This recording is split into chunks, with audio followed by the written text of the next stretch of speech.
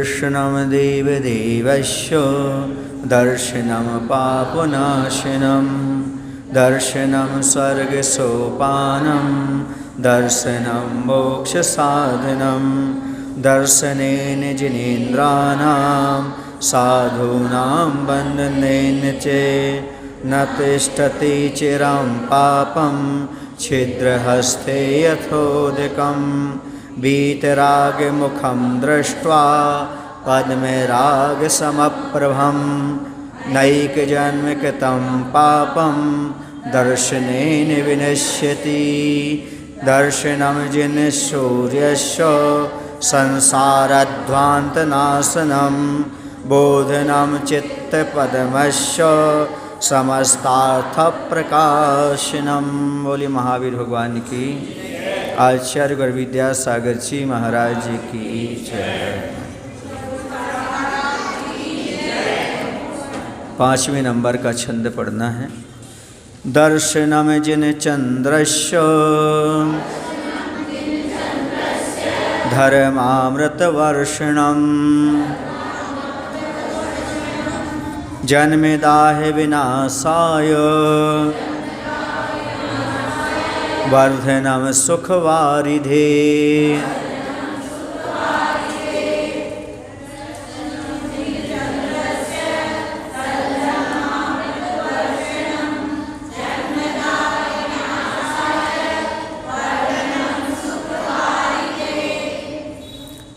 चंद्रमा के 3 कार्य होते हैं। कल अपन ने पढ़ा था सूर्य के 3 कार्य होते हैं। आज मुख्य रूप से चंद्रमा से 3 कार्य संपादित होते हैं। चंद्रमा करता कुछ नहीं है, फिर भी अपने आप हो जाते हैं। सबसे पहला कार्य होता है कि उसकी जो शीतल किरणें होती हैं वह शरीर की गर्मी को, ताप को दूर करने में कारण होती हैं। चंद्रमा की शीतल किरणें, जिससे गर्मी के समय यदि आप अपने मकान की छत पर खुले स्थान पर जाकर बैठो, शयन करो, तो शीतल चंद्रमा की किरणें आती हैं और आपके शरीर की गर्मी को शांत करती हैं, ताप को समाप्त करती हैं। दूसरा क्या है, जब चंद्रमा उदित होता है तो जो समुद्र का पानी है उसमें ज्वार आता है। ज्वार भाटा समझते हो? अपने आप उसका पानी वृद्धि को प्राप्त हो जाता है। वह चंद्रमा करता नहीं है, उसके उदित होते ही अपने आप उस समुद्र का पानी क्या होता है, वृद्धि को प्राप्त हो जाता है। तीसरा ये तो होता है कि उसके माध्यम से समीचीन अमृत कह लो, या जब चंद्रमा की किरणें होती हैं तो उससे जो शीतलता बरसती है वो अपने आप में महत्वपूर्ण होती है। शीतलता की वर्षा कह लो, या चंद्रमा की चांदनी में ओस की वर्षा कह लो। ओस भी रात्रि में बरसती है। इस प्रकार से 3 कार्य चंद्रमा के माध्यम से संपादित होते हैं। चंद्रमा ना भी करना चाहे तो भी हुआ करते हैं। इसी प्रकार से हमारे जो भगवान होते हैं वह भी जिन चंद्र हैं। कौन हैं? जिन चंद्र। तो कैसे हैं? तो जिन चंद्रस्य, जिनेन्द्र रूपी चंद्रमा का दर्शन जन्मदाह विनाशाय, जन्म जरा मृत्यु रूपी ताप को नष्ट करता है। अर्थात भगवान के दर्शन करने से जन्म जरा मृत्यु जैसे रोग समाप्त हो जाते हैं। जन्म जन्मों की जो दाह है, जो कर्म हैं, वो सारे नष्ट हो जाते हैं। ताप को नष्ट करता है, क्योंकि तापत्र हैं ये 3, जन्म जरा और मृत्यु। इन तीनों से ताप मिलता है, संताप मिलता है, दुख मिलता है। और भगवान के दर्शन करने से जन्म जरा मृत्यु विनाशनाय जलम निर्वपहमति सा। हे भगवान, आपके दर्शन पूजन से जन्म जरा और मृत्यु का नाश हो जाता है। तो भगवान के दर्शन करने से ये सारे ताप, संसार के जन्म के सारे ताप समाप्त हो जाते हैं। और वैसे ही भगवान के दर्शन करने आप आओगे, भगवान के दर्शन करोगे, अंदर से आह्लाद आएगा, अपने शरीर में भी शांति की उपलब्धि होती है। एक शांत वातावरण बन जाता है। मंदिर में आकर के भगवान के दर्शन करने से अपना शरीर जो तापमय होता है वो ठंडा पड़ जाता है। और भगवान की उपासना करने से वासना का ताप भी समाप्त हो जाता है। फिर दूसरा बता रहा सुख वारिधि, सुख रूपी समुद्र की वर्धनम, वृद्धि करने वाला है। जिस चंद्रमा के माध्यम से समुद्र का पानी वृद्धि को प्राप्त होता है, वैसे हमारा सुख जो था हमारे पास उसकी वृद्धि होती है। क्योंकि आप मनुष्य हैं, जैन कुल में जन्म लिए हैं, तो पुण्य तो आपके पास है, और पुण्य का अर्थ है सात आदि सामग्रियों की उपलब्धि जो कराए उसका नाम पुण्य है। जो सुख का वेदन कराए सो साता वेदनी है। लेकिन जब भगवान के दर्शन करते हैं तो और पुण्य बढ़ता है, साता वेदनी पड़ती है, तो आपका जो सुख था उस सुख में और वृद्धि होती चली जाती है। क्योंकि समुद्र में पानी पहले था, लेकिन चंद्रमा के उदित होते ही वह और वृद्धि को प्राप्त हो जाता है। वैसे आपकी जो साता थी, साता को उदय था तभी तो तुम भगवान के चरणों में आ पाए, वरना तो कोई अस्पताल में पड़े, कोई घर में पड़े हैं, उठ ही नहीं पा रहे बेचारे, क्योंकि उनका साता है ही नहीं। अब कहीं सूखा हो तो वहाँ पर क्या पानी बढ़ेगा, जहाँ समुद्र में पानी हो ही तो बढ़ेगा। ऐसे आप जैसे जब थोड़े साता में हैं तभी आकर के भगवान के दर्शन कर पा रहे हो। ये बहुत पुण्य का उदय समझो कि आप 2 टाइम 3 टाइम यदि मंदिर आ रहे हो तो आपका साता का उदय अच्छी तरह से चल रहा है, तभी आप मंदिर आ पा रहे हो, वरना संभव नहीं था। एक बार आना भी लोगों को मुश्किल हो जाता है। किसी के पैर में दर्द हो जाता, किसी के पेट में दर्द हो जाता, किसी के सिर में दर्द हो जाता, किसी को कोई हो जाता, कोई समस्या आ जाती। हंसो नहीं, हकीकत है ये। बहुत पुण्य का उदय जो 3 बार आप दर्शन कर पा रहे हो भगवान के, ये आपका साता का उदय है, तभी आप आ पा रहे हो। और उस साता में और वृद्धि होती चली जाती है, माने पुण्य के उदय में और पुण्य का बंध होता चला जाता है। ये पुण्यानुबंधी पुण्य का कारण है। और सम्यक दर्शन बढ़ता है, सुख मिलता है, इस सुख की वर्ष आपके लिए वृद्धि होती है। तीसरा सद्धर्म अमृत वर्षणम, समीचीन धर्म रूपी अमृत की वर्षा करने वाला है। अर्थात जो भगवान का दर्शन करता है, क्या करता है, भगवान का दर्शन करता है, उसके अंदर धर्म के अंकुर उत्पन्न होते हैं, धर्म का ज्ञान अपने आप प्राप्त हो जाता है। मात्र वीतराग भगवान के दर्शन करने की, उनकी मुद्रा देखने से जो ज्ञान मिलता है वो संसार में अन्यत्र ज्ञान नहीं मिलता। अब आप पूछेंगे महाराज भगवान के दर्शन करने से कौन सा ज्ञान मिला, तो सम्यक ज्ञान मिला। कैसे मिला? क्योंकि भगवान के दर्शन करने से सम्यक दर्शन की प्राप्ति होती है। तो जो हमारा पहले ज्ञान था सम्यसन हो गया, तो सारा ज्ञान सम्यक ज्ञान में परिवर्तित हो गया। ऐसे धर्म अमृत का हमारे लिए पान हो जाता है।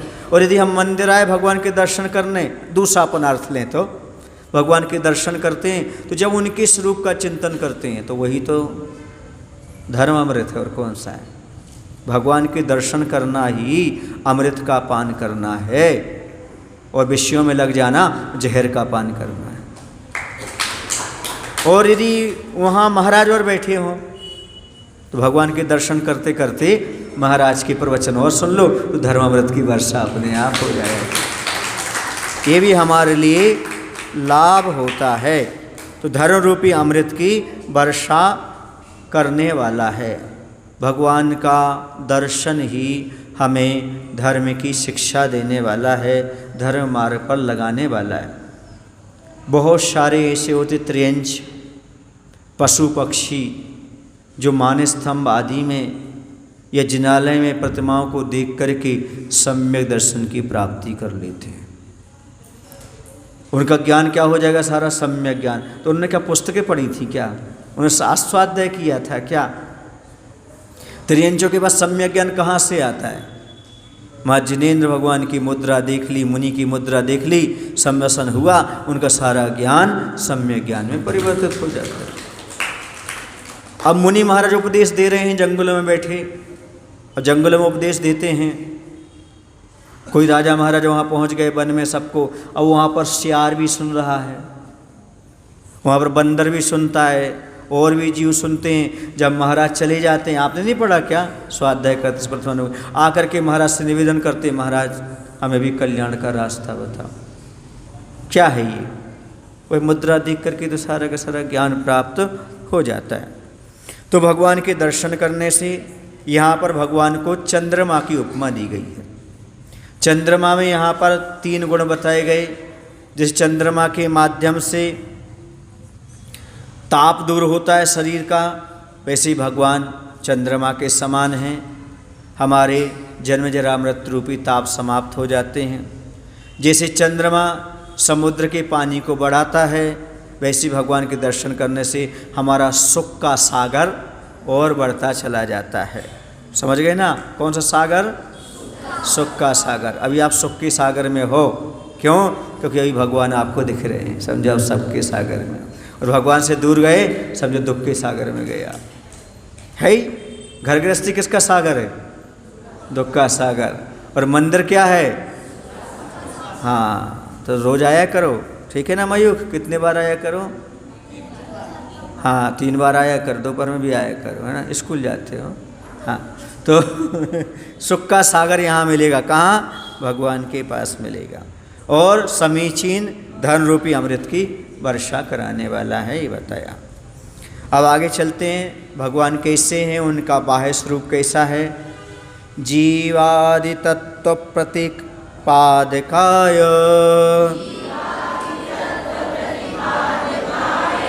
सम्यक्तो मुख्याष्टगुणार्णवाय शांतरूपाय दिगंबराय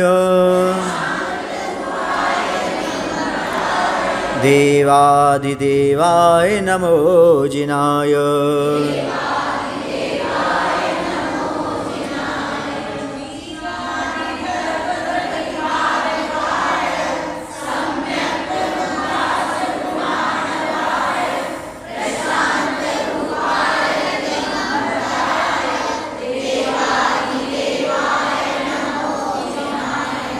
हाँ, सबसे पहले यहाँ पर बताया गया है कि हमारे भगवान कैसे हैं, तो कहते हैं दिगंबर मुद्रा के धारी।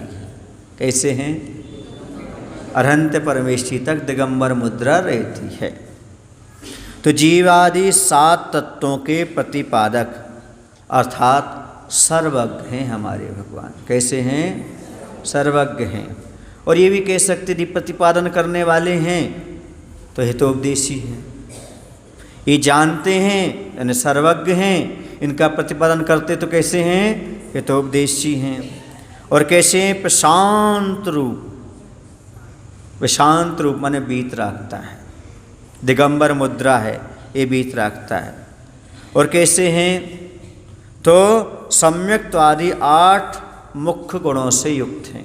अब ये सिद्ध का वर्णन हो गया यहाँ पर, क्योंकि सम्यक्त आदि 8 गुण किनके होते हैं? सिद्ध भगवान के होते हैं। समझ गए ना? ऐसे जिनाए, जिन्होंने जीत लिया है, किसको?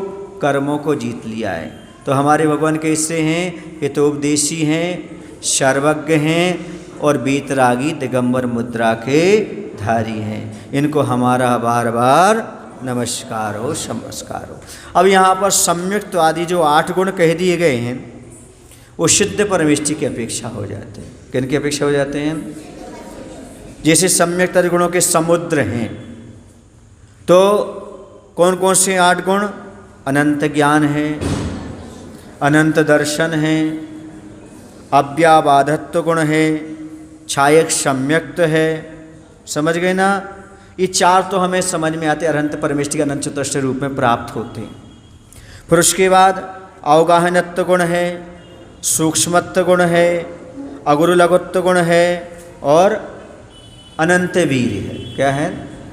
अनंत वीर चतुष्टय में भी आता है ना। अब वहाँ पर अपन अनंत ज्ञान, अनंत दर्शन, अनंत सुख और अनंत वीर ले लेते हैं। छायक सम्यक्त को वहाँ पर नहीं लेते। लेकिन दर्शन आ गया तो क्या हो गया? दर्शनावरण कर्म के पूर्ण क्षय से अनंत पदार्थों को युगपत जानने की क्षमता होती है, वो अनंत दर्शन यानी ज्ञानोपयोग दर्शनोपयोग की अपेक्षा वो क्या हो जाते हैं? अनंत दर्शन और अनंत ज्ञान हो जाते हैं। तो इस प्रकार से भगवान का यहाँ पर स्वरूप कहा कि हमारे भगवान जीवादि 7 तत्वों के प्रतिपादक हैं। दुनिया के लोग बहुत सारे तत्वों का व्याख्यान करते हैं, लेकिन 7 तत्वों में ही सारे के सारे तत्व गर्भित हो जाते हैं। मुख्य रूप से 2 होते हैं, जीव और अजीव, उनके सारे भेद हो जाते हैं। 2 द्रव्य कह लो, 2 तत्व कह लो, वो हैं। तो जीव के भेद जीव रूप में होते हैं, अजीव के भेद बहुत सारे इस रूप में हो जाया करते हैं।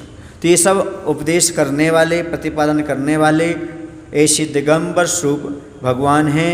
ऐसे जिनाय, ये चतुर्थ व्यक्ति है। कौन सी विभक्ति है?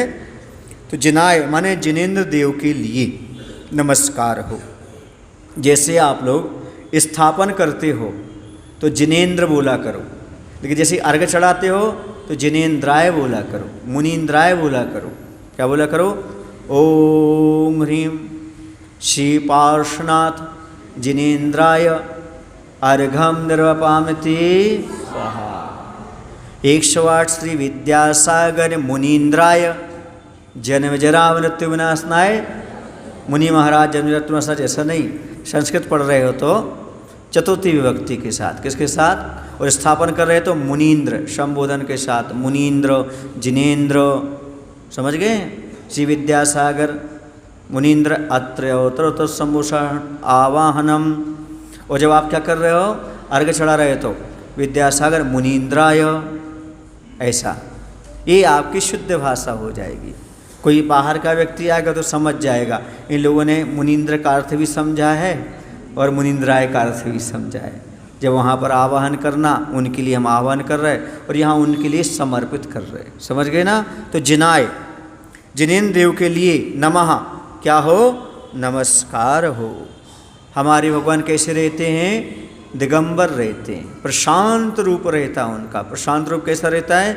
उनके शरीर से निर्विकल्पता, निर्विकारता, वीतरागता झलकती है। ऐसे वह दिगंबर रहते हैं। एक दिन हमने कहा था आप लोगों से, जो रूप बेरूप कुरूप हों वही पहने अंबर। हमारे प्रभु और गुरु तो हैं सर्वांग सुंदर, इसलिए हमेशा रहते हैं दिगंबर। शांत रूपाय दिगंबराय देवादिदेवाय नमो जनाय। बोले महावीर भगवान।